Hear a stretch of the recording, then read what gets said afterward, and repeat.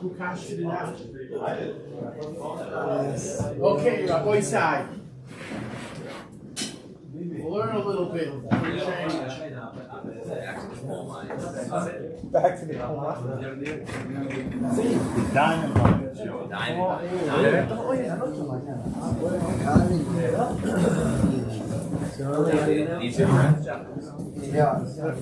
They are holding. Friends, I don't know yet. Yeah. Tests Mishnayos. And we already mentioned that each produce has their own distinct period of termination vis-a-vis when you can keep it in the house. And this man beer comes because since they're all they grow at different times during the year.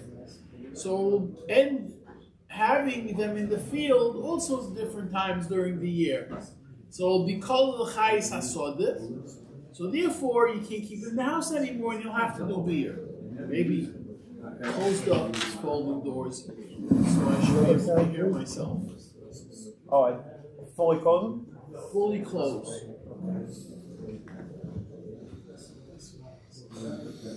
So the Mishnah now states, as we mentioned at the end of yesterday, that we're going to talk about a pickled product, where you have three different items. You have tomatoes, you have peppers, and you have cucumbers being pickled together. And now it's Shvius, and each one has their own distinct period of time. So what's the status of this pickled, bottled, however you want to say, barreled item? When can you keep on using it and when not? And what is each one has maybe a different status. So the Mishnah says, you went ahead and made three pickled items in one large barrel. You have different three types of vegetables that have the sanctity of Shvius. Each one has their own distinct time for beer. As a sidebar, he says that this is not only vis-a-vis vegetation, but it would also be for fruit on trees, oranges and apples. Normally when you deal with pickled items, you're talking about the Yerokis Kvushim. We're talking about vegetables, and that's why we're going to deal with vegetables. And we're going to see later on, Reb Shimon says, that this halacha only applies to vegetables and not to fruits.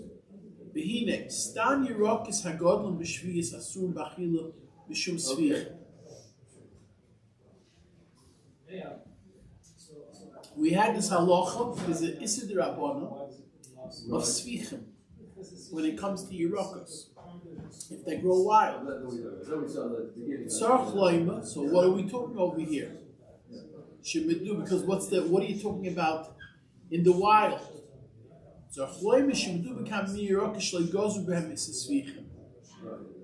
We're talking about different types of vegetables that you weren't goiza svichim. We're in Mishnah Aleph in Perek Tes. We said Kol Asvichim Isurim. That's the first one. That's the first. And not everybody holds like this. So we're talking about a situation where these svichim would not be istra. Or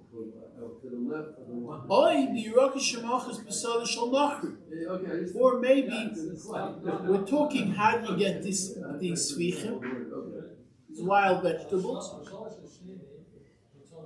where they grew in the fields of non-Jews. We didn't make a gezer on it. But we weren't geyser on the Isra of Svichim. Okay, and this is something that needs more. We went through this already in length. But at the end of the day, we're talking about a situation that there is svichim in the wild, in the fields that you could eat. And therefore, it's not called the chayis asod. Yeah, but what we call, the Kamal Yazla, again. Okay. Right, that's the cut, man. Everything's again. Here, let's just look at it. It'll take a minute to go back to it, all the way in Dagdom. It says, vis-a-vis different types of vegetables that started sprouting during the 6th year. And they gathered like vegetables in the 7th year. There's a machlokes rishonim what their status is. There's no issue of svichim. Even though by a yerek you go after the time that you harvested. According to this, if you have different vegetation that started sprouting before Rosh Hashanah Shvius, Rosh Hashanah, and they were gathered after Rosh Hashanah during Shvius,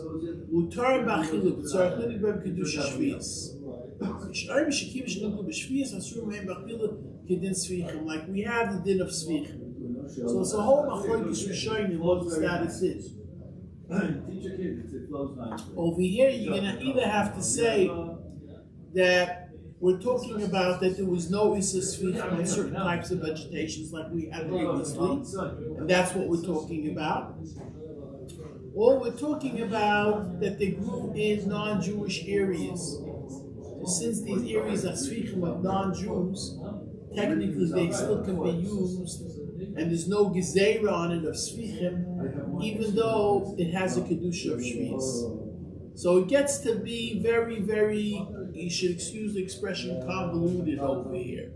What exactly are we talking about? Just want to bring out that fact. But rather than going into the question of Svichim,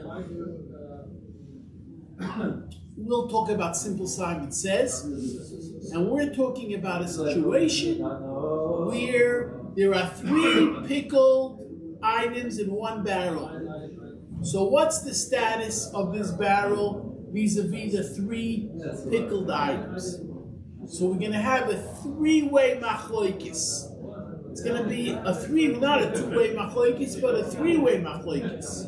Rebbe Eliezer Oima, Rebbe Eliezer is of the opinion Oichlem ala Rishon. You can only eat if the first, all 3 are in circulation. If one of these 3 already are not in circulation, goodbye Charlie, I think. Let's see how he explains it.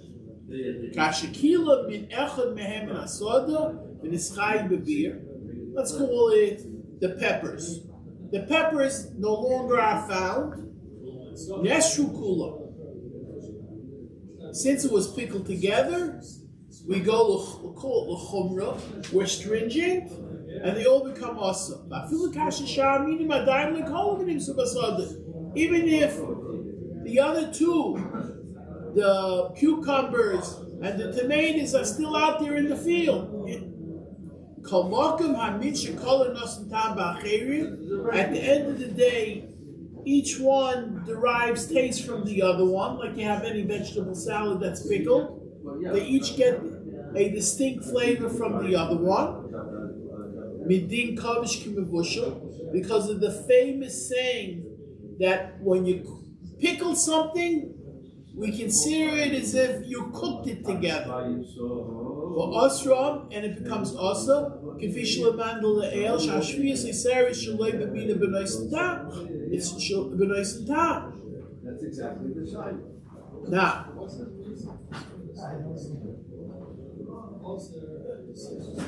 so it's going to come out that as long as one of them has been finished As far as we're concerned, it's a finished product. Now he adds in brackets.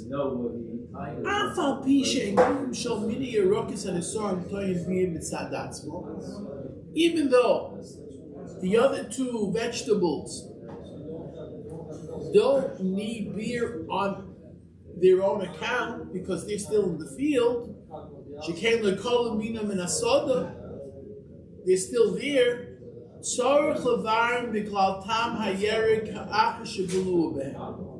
You have to destroy it according to Rebbe Eliezer because it receives a taste from that first one that was colored. Because that taste that you get into it, for all intents and purposes, we consider it treif. So, for example, if you want to compare it to something, if you have a piece of nevela, or let's call it a different type of a prohibition type of thing that goes into mutter, even though the actual thing is mutter, nevela in or tipus chalav that falls into basar. So it's still basar, the basar is mutter, but the tipus chalav goes in. The same thing, be a nevela, any type of issa dam and issa chalev, all these create that the whole item becomes prohibited.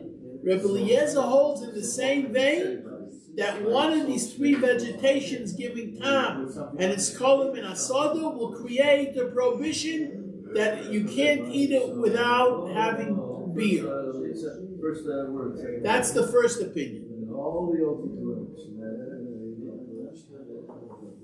Rabbi Yeshua says, Af al ha'achro, he's the opposite extreme. He holds as long as one of these three vegetations is not yet kolim and asada, you can eat the whole shebang. You can eat all three.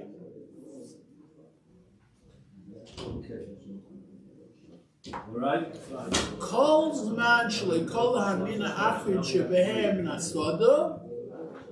As long as that last item hasn't yet been finished in the fields, mutar lechol mishloshtam. You can eat from all three. Afa pishikvar kol shnei aminim achim nasada. Even though the other two. Basically, we go lekula here. He's the most lenient. He holds that last one. Now, what's his thought process? So, the Mishnah he explains. Of course, he holds each of these three that are pickled together give taste into one to the other. That's a reasoning to be more lenient.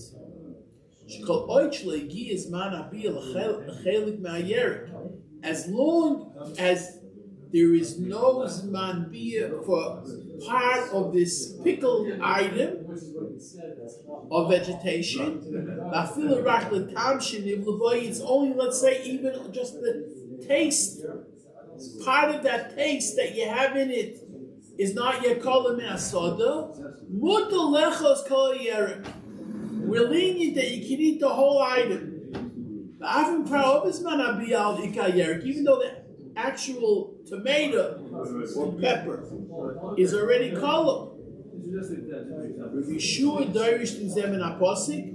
Where does Rabbi Yeshua get this understanding? He gets it from a Posik. He expounds on a Posik. It says,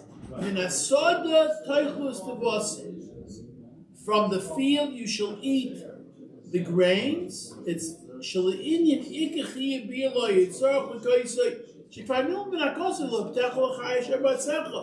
what does it mean? Why is the Torah repetitious? Just to teach us.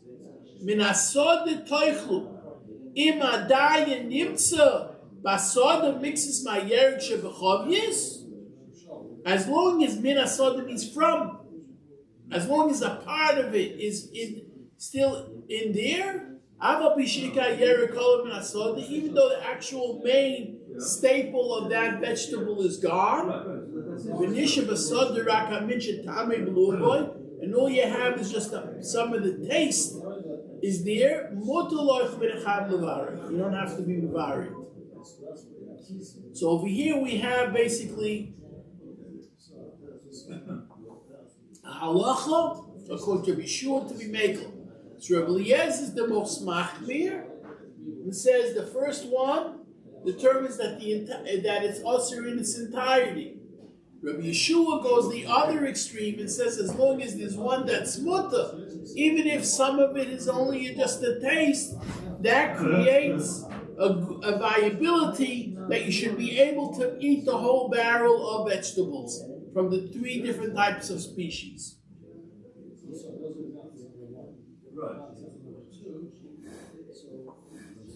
That's the second opinion.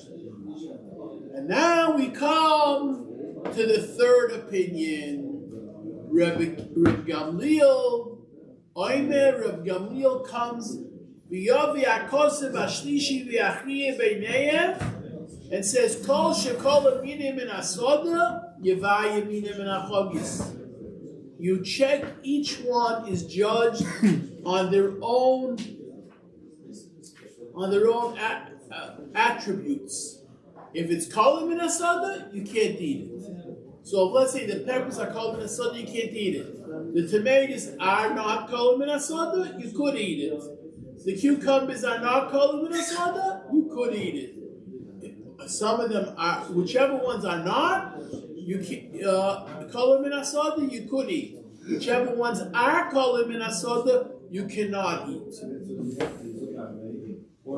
Now, what's his thought process? This is Reb Gamliel. And Lamaisa, we paskin like Reb Gamliel. Of the 3, we paskin like Reb Gamliel, and that's stated out right in the Mishnah. The Mishnah says, "The halacha kidvarov." We paskin like Reb Gamliel. We'll see soon why this is so emphatic over here. Reb Gamliel oima, kol shekolim minim in asoda, shekolim in asoda. Only on the actual texture. Meaning, if it looks like a tomato, it is a tomato. Just because it has a taste, it's as if it's not there. It's like destroyed.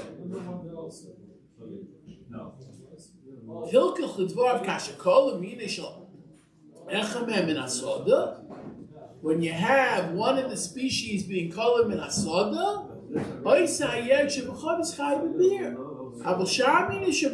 but the other ones,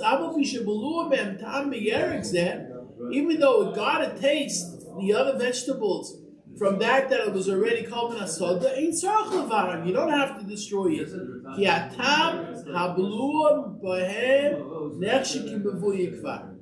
Because as far as we're concerned, for all intents and purposes, it's considered already gone. If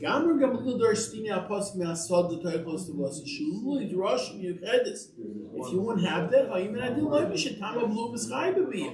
we know throughout the Torah, we say tam ke'ikka. It's a famous Gemara. It's a famous Gemara about it. Over here, we're saying that you don't say tam ke'ikka. Why not? Because he dashes like Rabbi Yeshua, that there's an extra ribi akra. Rabbi Yeshua dashes that as long as one is okay, everything is there. He dashes only legabe the din of tam.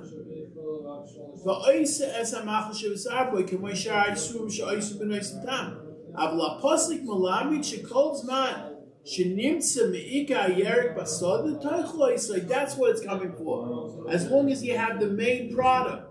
If it looks like a tomato, it is a tomato. If it looks like a cucumber, it is a cucumber. It might have a different other taste in it because you pickled it. Still, we consider it as is.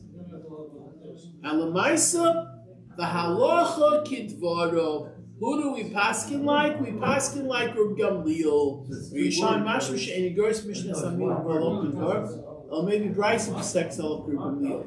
Yishalmi does not have the gears like this in the Mishnah. Yishalmi seems to bring it as a Bryce. So there's a question if it says it. And Yishalmi has a point. Don't forget, Shvius, there's no Bavli on it, so we don't know what the Bavli held. But normally, when you have a machlokes, especially when you have Rebbe Eliezer in a Mishnah, what's the halacha when we say Rebbe Eliezer? Mishnah's Rebbe Eliezer, what do we say? Kavanoki, right? So, but Lamaisa, the Yishalmi brings it down as a brisa,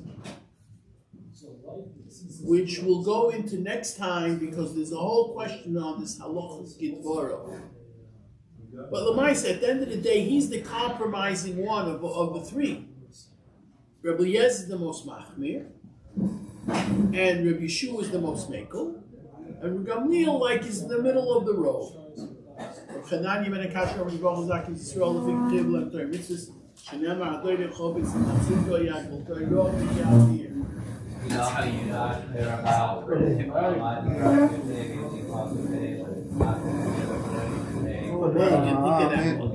What? Put that on the tape. What? That's what